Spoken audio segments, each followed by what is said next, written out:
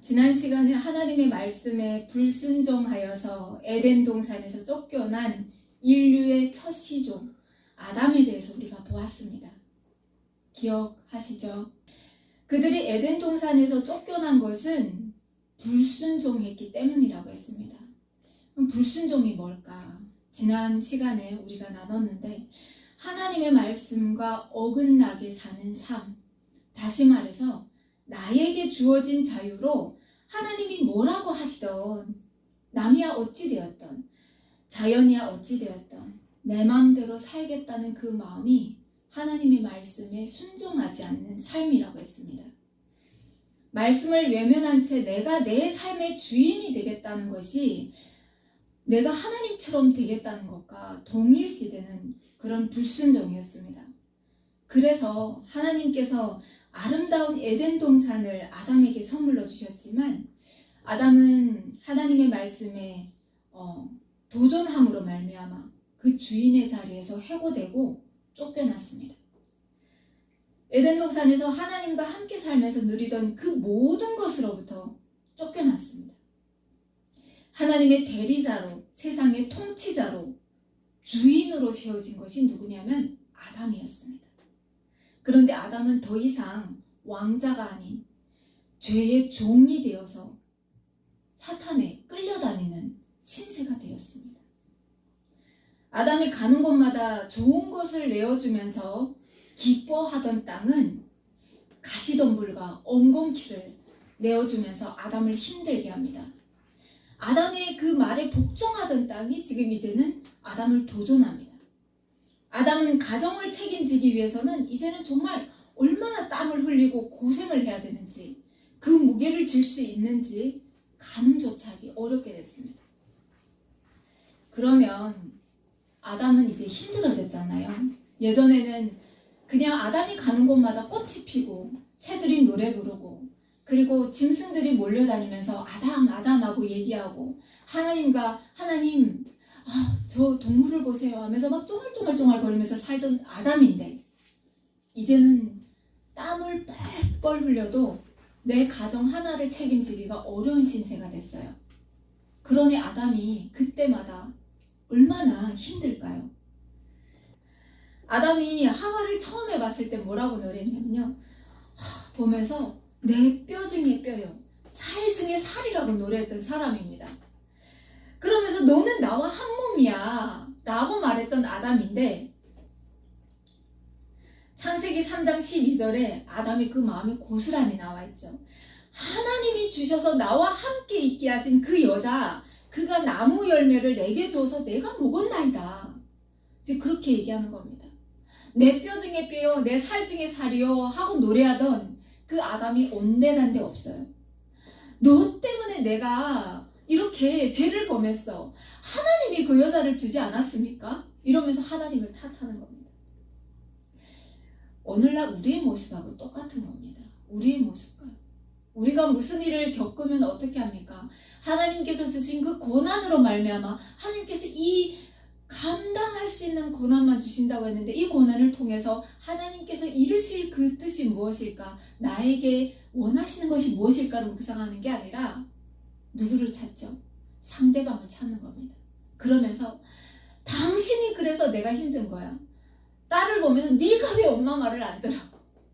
그리고 직장 상사를 보면서 당신 때문에 내가 괴롭다고 이렇게 생각하는 겁니다. 아담의 마음이 우리의 지금 불평하는 마음하고 똑같은 겁니다. 그러면 사람들은 이렇게 하나님 앞에 반문합니다. 하나님, 선악과를 만들지 마시던지 아니면 그 간교하던 뱀을 만들지 않던지, 그러면 세상에 죄도 안 들어오고 그러면 우리도 하나님 앞에 범죄할 일도 없고 얼마나 좋습니까? 왜 선악과를 만드셔서 하나님 왜 그러셨습니까? 우리가 고난을 당할 때마다 하나님 앞에 반문을 합니다. 그런데요, 지난주에 우리가 설교 시간에 나눴지만 선악과는 무슨 작용을 하냐, 어떤 위치냐. 선악과는 우리가 하나님의 피조물이라는 사실을 늘 명심하게 하는 겁니다. 그리고 그 선악과를 보면서 하나님께서 이거를 먹지 말라고 해서 하나님은 왜 이걸 못 먹게 하십니까가 아니라 야, 그 나머지를 다 허용하신 하나님. 하나님 감사합니다. 저에게 이 많은 것들을 주셨군요. 이렇게 감사하는 하나의 장치입니다. 그러면 하나님은 그 선악과를 가지고 무엇을 하셨을까요? 인간이 살아가기에 합당한 그 집을 만드시고 그곳에 자기 자녀를 넣으시면서 내가 좋았더라 라고 말씀하셨던 그 하나님께서 선악과를 통해서 내 자녀가 내 말에 나와 함께 동행하는지 내 말에 순종하는지 하나의 광야 같은 것이죠. 그런데 사람은 그 시험을 통과하지 못하고 하나님께 반역을 저질렀던 겁니다. 오늘날도 선악과는 존재할까요? 네, 이거에 대해서 이 주제에 대해서는 오늘 식사를 마치고 우리가 좀 나눠봤으면 좋겠습니다. 오늘날의 선악과는 뭘까? 우리가 살아가면서 그 선악과는 뭘까? 이거에 대해서 나눠봤으면 좋겠습니다. 자, 에덴 동산에서 쫓겨난 아담과 하와는 정말 열심히 살아야 했습니다. 땅을 침대로 하늘을 이불 삼아 살던 아담과 하와는 살 집을 구해야 하고 땅을 일궈야 하고 포악한 날짐승들로부터 자기를 보호하기 위해서 싸워야 합니다. 이제부터는. 이젠 영생을 주는 생명나무 열매도 먹지 못합니다. 그 말은 뭐죠? 점점 노화가 되어가고 우리의 시간은 한정되어 있다는 거죠. 그 속에서 아담은 땀을 흘리면서 열심히 일해도 정말 소산을 잘 내어주지 않는 그 땅과 함께 씨름하면서 살아가는 겁니다. 몸이 지치고 힘들 때면 아담은 또 얼마나 하와가 싫었겠습니까? 그런 아담을 보면서 하와는 또 어떻게 했을까요? 내 뼈 중에 뼈요 살 중에 살이라 너는 나와 한 몸이라 이렇게 말했던 그 남편의 사랑을 또 얼마나 고대했겠습니까? 하와를 보며 괴로워할 때마다 하와는 진짜 힘들었을 것 같습니다. 그렇게 살아가던 아담과 하와에게 새 생명이 찾아옵니다. 잉태되었다는 소식이 창세기에 기록됩니다. 하와는 어떤 생각을 했을까요? 와, 배가 내 몸에서 새 생명이 지금 움트고 있는 겁니다. 얼마나 신비로웠을까요? 얼마나 신비로웠을까요? 그러면서 하와는 어떤 생각을 했을까요? 아들이었으면 좋겠다. 이런 생각을 했을 것 같습니다. 왜냐? 남편이 나가서 땀 흘려서 일을 하잖아요. 그러니까 남편의 일손을 거둘 수 있는 아들이 태어나서 그러면 남편도 그 아들을 생각하면서 자기를 더 바라보지 않을까. 레아가 갑자기 묵상이 되었습니다. 네. 가정의 생계를 위해서 힘쓰는 그 남자아이를 낳아야 왠지 남편도 기뻐하고 그러면서 또 하와를 보면서 행복해할 것 같은 거죠. 그래서 하와가 날이 차고 달이 차매 아기를 낳았어요. 아기를 낳았는데 정말로 아들을 낳았습니다. 하와가 너무 기뻐서 여호와로 말미암아 내가 득남하였다라고 고백합니다. 그래서 가인의 이름은 하나님으로 말미암아 내가 득남하였다. 남자아이를 낳았습니다. 하는 이름을 가졌습니다. 인류 최초의 살인자로 사람들은 기억하지만 사실은 가인의 이름은 하나님으로부터 득남한 그런 이름을 가지고 있습니다. 그러니까 얼마나 그 이름 안에 그 기쁨과 함의가 다 들어가 있습니까? 그런 이름을 가지고 태어났습니다. 그리고 하와가 또 임신을 해요. 또 임신을 했는데 이번에는 아들을 낳는데 그 아들의 이름이 아벨입니다. 아벨. 그런데요, 가인의 이름은 남자다라는 이름이었다면 아벨의 이름은 허무하다, 안개 같다, 사라진다, 연기 같다 이런 뜻을 가지고 있어요. 신기하지 않나요? 아담은 그 많은 동물들의 이름을 다 지었던 사람입니다. 사자, 독수리, 그리고 맹수들의 이름도 지었고 코끼리, 심지어 이런 사슴, 이런 소날 이름도 지었던 아담인데 자기 둘째 아들 이름을 허무하다, 안개, 연기 같다 이런 이름을 지어준 거예요. 어쩌면 아벨은 가인보다 건강하지 못하거나 연약한 자로 태어났을 수도 있습니다. 왜냐하면 아담은 한 사람의 이름을 지을 때 그 사람의 모든 것을 다 알 수 있도록 하나님께서 성령 충만하게 지혜를 주신 분이에요. 사람이에요. 그러다 보니까 그 아들 이름을 어쩌면 그렇게 짓지 않았을까, 이렇게 갑자기 제가 묵상해봤던 자리이기도 합니다. 그래서 첫째 아들에게는 가정의 생계를 책임지고 나가는 농사를 가르쳤습니다. 가정의 생계를 다 같이 얼마나 중요한 자리인가요? 그러니까 아들에게는 농사를 가르쳤어요. 그리고 둘째 아들에게는 양을 치는 일을 가르쳤습니다.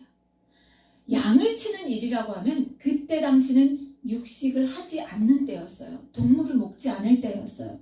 동물을 먹기 시작한 것은 노아 홍수 사건 있은 이후에 하나님께서 모든 육식을 하나님께서 허락하셨죠. 그러니까 그러면 아담이 양을 쳤다는 것은, 이거는 어떻게 보면 그렇습니다. 오늘날로 보면 가인은 모든 부와 아버지의 그 모든 승계를 다 이어서 간다고 보면, 아벨은 어쩌면 그 먹지도 못하고 팔지도 못하는 꼭 제사용으로만 쓰는 그 양을 치면서 어쩌면 힘도 덜 쓰고 그런 양을 치면서 어떻게 했을까요? 산을 이렇게 방목하면서 들을 이렇게 다니면서 어쩌면 땅을 보고 사는 것이 아니라 자연 만물을 보면서 하나님을 경외했던 자였던 것 같습니다. 동산의 모든 열매를 내어주시면서 중앙에 선악과는 먹지 말라고 하실 때 그것을 먹는 날에는 반드시 죽는다고 하셨던 하나님의 말씀은 어쩌면 육신의 죽음뿐만 아니라 하나님과의 관계도 끊어짐을 뜻하고 있죠. 현상적으로 볼 때는 아니야, 너희가 결코 죽지 않아, 오히려 너희 눈이 밝아져서 하나님과 같이 될 거야, 이런 뱀의 속삭임이, 뱀의 미혹이 어쩌면 맞는 것 같지만, 사실은 아담과 하와가 이 선악과를 따먹음으로 말미암아 한 동물이 죽죠. 그러므로 말미암아 우리는 하나님과의 관계가 끊어지고, 하나님께 나갈 때는 우리의 죄를 대신할 수 있는 한 생명이 죽어야 되는 거죠. 그 제물이 있어야 되는 거죠. 이를 해결하기 위해선 희생 제물로 드려지는 양을 키워야만 했는데, 아담은 이 중대한 일을 첫째 아들이 아닌 둘째 아들에게 준 것이었죠. 세월이 지나서 가인과 아벨이 하나님 앞에 자기들의 소산을 들고 나왔습니다. 가인은 농사 짓는 사람이니까 뭘 들고 나왔겠습니까? 농산물을 들고 나왔죠. 아벨은 뭘 들고 나왔냐면 양치는 자다 보니까 양의 첫 새끼를 들고 하나님 앞에 나왔습니다.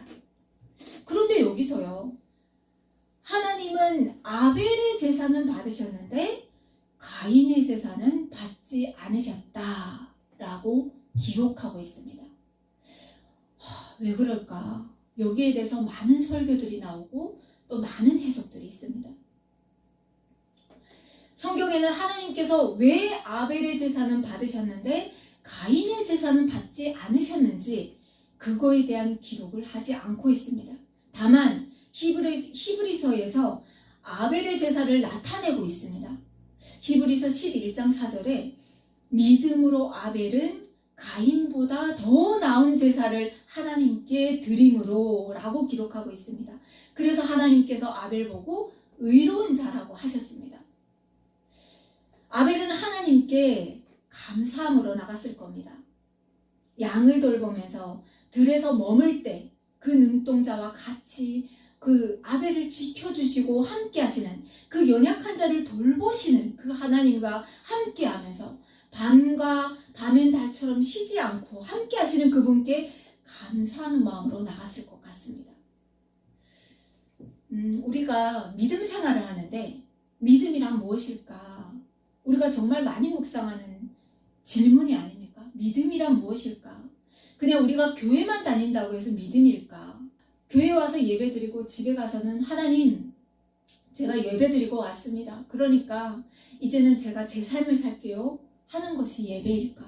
히브리서 기자는 말씀하고 있습니다. 믿음은 바라는 것들의 실체라고 했습니다. 보이지 않는 것들의 증거라고 했습니다. 믿음은 우리가 소망하는 것들의 실체라고 했습니다. 바라는 것, 미래와 연관되어 있다는 거죠. 하나님 앞에 맡길 때 내 아이가 잘 될 것을 믿고, 또 우리가 주님 안에서 생활할 때 주님께서 내 삶을 형통하게 해주신다는, 그게 바로 믿음인 것입니다. 그 결과가 오지는 않았지만 주님 안에서 우리가 바라볼 때 주님께서 내 삶을 책임지고 나의 본향인 천국에 이르게 하신다는, 그것이 바로 믿음인 거죠. 아벨은 하나님의 말씀을 믿은 것입니다. 그 말씀밭이 옥토밭이 되어서 하나님을 늘 경외하는 자로 산 사람이었습니다. 믿음이 없이는 하나님을 기쁘시게 하지 못하나니 하나님께 나아가는 자는 반드시 그가 계신 것과 또한 그가 자기를 찾는 자들에게 상 주시는 이심을 믿어야 할지니라 라고 히브리서 기자는 기록하고 있습니다. 그러면 가인은 어떤 사람이었을까요? 남자라고 했습니다. 오늘날도 남자를 상징하는 것은 무엇인가요? 힘이잖아요. 힘이고, 또 그리고 그 사람에게 주는 지혜, 이 모든 것들을 같이 가고 있습니다. 가인은 건강하고 힘도 세고 부족함이 없는 사람이었습니다. 그는 평소에 하나님을 경외하는 삶이라기보다는 이렇게 농작물을 씨앗을 심고 자라가고 열매 맺는 것을 보면서, 내가 뭔가를 이뤄냈어, 내가 또 뭔가를 성취했어 라는 생각으로 살아갔을 확률이 크죠. 우리의 모습과도 너무너무 닮아 있습니다. 자, 그렇다고 해서 하나님께서 가인의 예물은 받지 않으시고 아벨의 예물을 받으셨을까? 가인은 하나님 앞에 늘 하던 대로 그 간절함으로 들고 나온 것이 아니라 그냥 그 농산물을, 소산물을 갖고 나온 것이에요. 그런데 아벨은 첫 새끼를 하나님 앞에 드렸다고 했습니다. 여기서 첫 새끼라는 것이 아주 중요한 단어입니다. 우리의 인생의 시작을 봤을 때도 우리의 첫 자식을 보면 얼마나 막 그 가슴이 막 콩닥콩닥 뛰고 막 세상 전부를 가진 것 같은 것이 그 첫 아이인 거예요. 그런데 둘째 자녀부터는 그래, 괜찮아, 넘어져도 괜찮아, 낫을 거야 이러면서 여유가 생기죠. 그리고 우리가 첫 직장에 들어가서 첫 월급을 받았을 때도 어떻게 하나요? 야, 요걸 가지고 무엇을 할까? 그 첫 의미가 갖는 것은 정말 중요합니다. 그렇죠? 그러니까 아벨도 그런 거예요. 첫 새끼를 낳아서 그 새끼를 가지고 더 많은 양떼를 불려야지 이렇게 생각한 것이 아니라, 하나님께서 저에게 다 주신 축복이요, 하나님의 이 모든 것은 하나님의 것입니다. 이런 마음으로 그 첫 소산, 첫 새끼를 하나님 앞에 드린 겁니다. 앞으로의 모든 삶도 주님께서 주관하실 것입니다. 주여 받으소서라고 첫 새끼를 그 감사함으로 들고 나가는 겁니다. 그런데 가인은 그냥 농산물을, 아이고 오늘 농산물, 오늘 주일이구나, 아이고 그래 하나님 앞에 나가야지, 그냥 이렇게 하면서 나온 겁니다. 여러분은 어떤 마음으로 나오셨나요? 오늘 이 주일에 거룩한 주일을 구별하여 하나님께 드리라고 했는데, 하나님 일주일의 삶도 내 삶에 관여하셔서 건강하게 하시고 내 가정 지켜주시고 호흡 있게 하시고 하나님의 모든 것입니다. 하나님부터 모든 것이 왔습니다. 주님 너무 감사합니다. 주님 제 삶의 전부를 받으십시오 하고 이 자리에 나오셨습니까? 아니면 야, 주일이 왔구나, 하나님 앞에 나가야지 하는 마음으로 나오셨습니까? 그 간절한 마음과 평범한 보통 일상적으로 반복되는 그 일상과 하나님은 그것을 구별하여 드린 아벨의 그 제사를 받으셨던 겁니다. 그런데 가인이 분노합니다. 그러면서 어떻게 합니까? 우리의 안색이 하나님 안에서 우르락 푸르락 가는 겁니다. 하나님, 왜 내 제사를 안 받으십니까? 내가 갖고 나온 이 예물이 못마땅하십니까?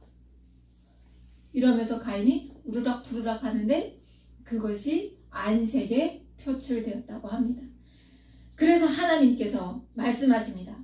내가 분하여함은 어찌 됨이며 안색이 변함은 어찌 됨이냐. 내가 선을 행하면 어찌 낯을 들지 못하겠느냐. 선을 행하지 아니하면 죄가 문에 엎드려 있느니라. 죄가 너를 원하나 너는 죄를 다스릴지니라 라고 말씀하십니다. 우리가 죄를 지을 때 그래요. 아유, 사탄이 또 나를 공격했네. 아닙니다. 내 마음에 누군가를 미워하고 누군가를 질투할 때 내가 가는 그 마음에 사탄이 양념을 치는 겁니다. 그래서 그것이 행동으로 표출되는 겁니다. 그러니까 그 시작점은 누굽니까? 나인 겁니다. 나. 가인도 그런 거예요. 내가 하나님 아벨보다 힘도 세가지고 이 힘든 농사일도 하고 그리고 내가 이 농산물을 지어서 이 결과물을 가지고 나왔는데 하나님 왜 내 재물을 안 받으시냐고요. 과연 그런가요? 내 호흡을 잊게 하시고 나의 오늘을 연장시켜 주시고 나의 새날을 허락하시고 내 환경을 주관하시고 모든 축복을 내리시는 분이 누구시냐는 거죠. 그러면 가인의 그 모든 그 날이 있기까지 주신 분은 누구시냐는 거죠. 하나님이시라는 거죠. 그럼 하나님께 감사해야 되는데 그 감사함을 얼마나 붙들고 사느냐는 거죠. 이 차이점인 것 같습니다. 그래서 요한일서 3장 12절에 보면 뭐라고 하냐면 가인같이 하지 말라라고 기록하고 있습니다. 그는 악한 자에게 속하여 그 아우를 죽였으니 어떤 이유로 죽였느냐? 자기 행위는 악하고 그의 아우의 행위는 의로움이라. 그게 싫은 거예요. 그래서 가인이 아우를 죽입니다. 왜 죽였느냐? 하나님이 불편한 거예요. 하나님이 왜 내 동생 제사만 받느냐고요? 내 제사를 왜 안 받느냐고요? 그게 격분해가지고 그것이 하나님을 죽일 수 없으니까 그 희생 대상이 누구에게로 갔냐고요? 나보다 힘이 약한 내 동생 아우에게 간 겁니다. 그래서 아벨을 죽입니다. 그러면 가인은 누구를 상대로 했나요? 하나님을 상대로 한 겁니다.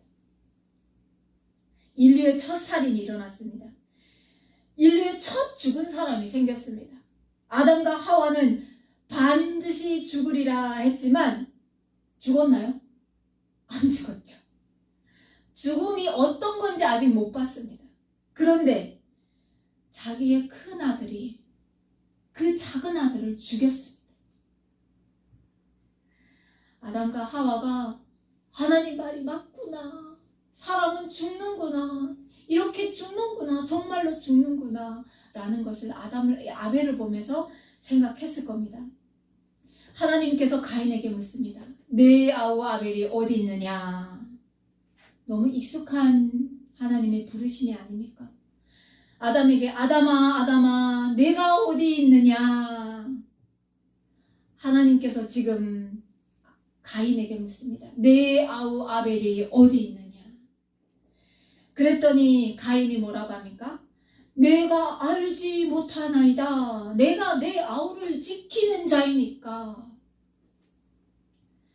아담이 주셔서 나와 함께 있게 하신 여자, 그가 그 나무 열매를 내게 주므로 내가 먹었나이다.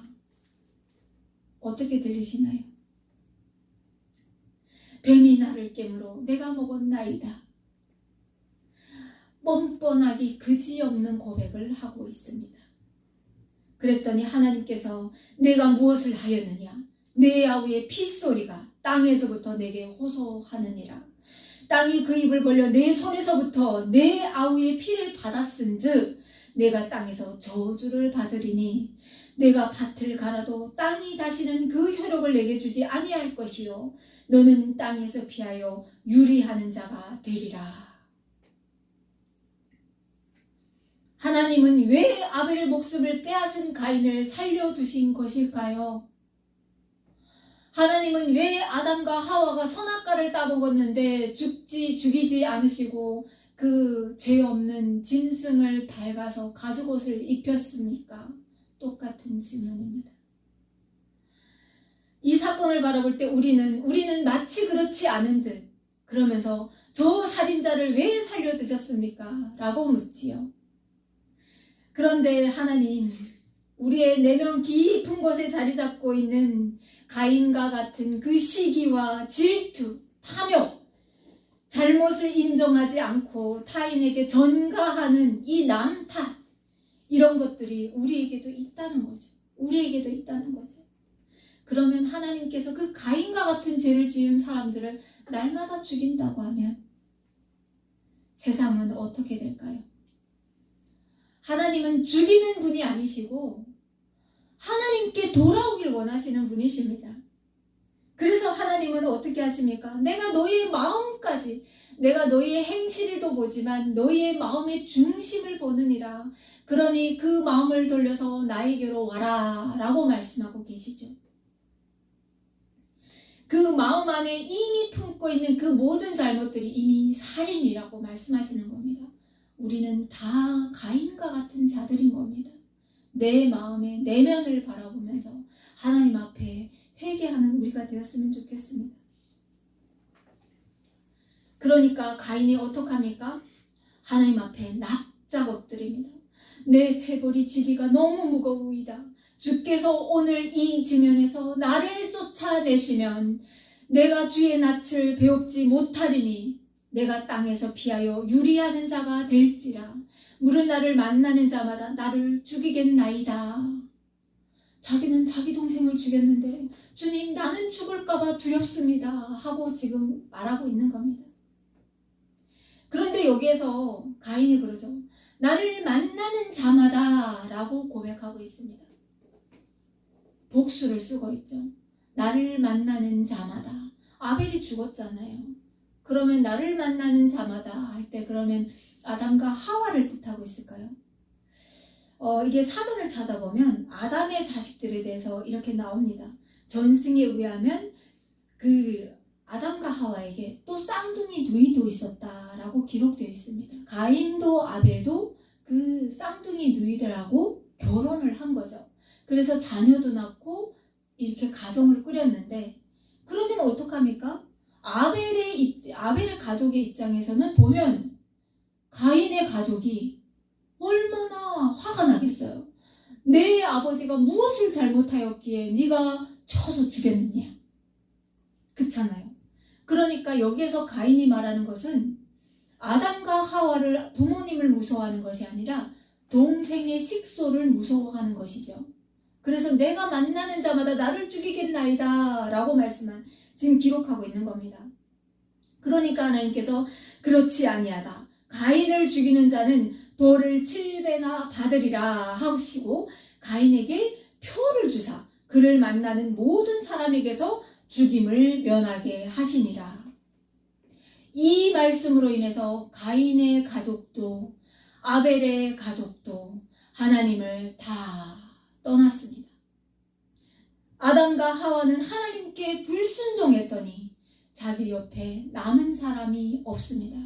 가족과 자기 자녀와 손자와 다 떠나고 없습니다. 하나님의 말씀을 떠나 사는 우리의 삶은 이렇게 텅 빈 공간처럼 되는 겁니다. 하나님은 그러면 왜 아벨의 가족에게 가인을 죽이라고 하지 않으셨을까요? 우리에게는 사람을 정죄할 수 있는 권한이 없습니다. 오직 하나님만이 우리를 정죄할 수 있고 벌할 수 있는 분이십니다. 그래서 하나님은 아까도 말씀드렸지만 벌하여 죽이는 하나님이 아니라 하나님의 말씀을 듣고 유턴하여서 하나님 안에서 회복되길 원하시는 분이 바로 하나님이신 겁니다. 그래서 기회를 주시는 거예요. 그런데 어떻게 됐나요? 결국 가인의 가족도 하나님을 떠나서 멀리 에덴의 동쪽 노 땅으로 향했다고 기록하고 있습니다. 그러면 그는 어떻게 합니까? 그 노 땅으로 가서 그때부터 사람이 두려운 거예요. 사람이 누구가 두렵습니까? 아벨의 식솔들이 두려운 거예요. 내 형제가 두려운 거예요. 하나님 안에서 화목하고 하나가 되어서 하나님을 경배하여야 할 대상인 내 형제가 하나님과 관계가 끊어지고 하나님의 말씀과 불순종했더니 내가 하나님의 말씀과 어긋난 삶을 살고 말씀을 떠나서 멀리 갔더니 내 형제가 두려운 겁니다. 그래서 그 노 땅으로 가서 무엇을 샀습니까? 성을 높이 쌓고 그 안에 들어가서 숨어 사는 겁니다. 그러면서 그 안에서 약탈하고 자기 형제를 향해 칼을 겨누고 창을 겨누고 죽이고 살인하면서 그 높은 성벽 안에서 자기만의 성벽을 쌓고 하나님과 성벽을 쌓고 내 형제와 성벽을 쌓고 살아가는 겁니다. 그러면서 그 안에서 어떤 일이 벌어집니까?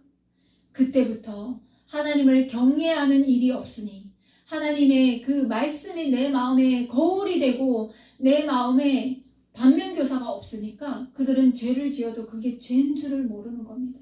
그러면서 그 안에서 인류의 문화의 시작이 됩니다. 악기를 다루는 조상들도 거기에서 시작되고 다 그 성벽 안에서 만들어지는 겁니다. 그리고 그 안에서 하나님을 경외하는 찬양이 울려 퍼진 것이 아니라 자기들의 사람을 농락하고 사람을 죽이는 그 문화를 찬양하고 인간을 찬양하는 음악들이 그때부터 생겨나기 시작하는 겁니다. 그러면서 인류는 타락의 문명을 향해 번성하기 시작하는 겁니다. 거기에서 라멕이라는 사람은 이 가인의 후손인데 라멕이라는 사람은 어떤 말을 합니까? 자기는 상처를 받아도 사람을 죽이고 내 마음에 안 들어도 소년을 죽인다고 합니다. 소년을 죽인다고 합니다. 그러면서 뭐라고 합니까? 가인을 위해서 벌이 7배라고 했다고 하면 나의 벌은 77배가 되어도 두렵지 않다라고 말하고 있습니다. 사람의 목숨을 하나님의 형상대로 지음받은 지금 사람을 막 죽이면서도 거기에 대한 죄책감을 갖는 것이 아니라 거기에 대한 공공연히 죄를 지으면서도 이 죄책감이 없는 겁니다. 하나님의 말씀을 떠나 사니까 짐승이 되어가는 겁니다. 자, 아담과 하와는 얼마나 속상했겠습니까? 얼마나 속상했겠습니까?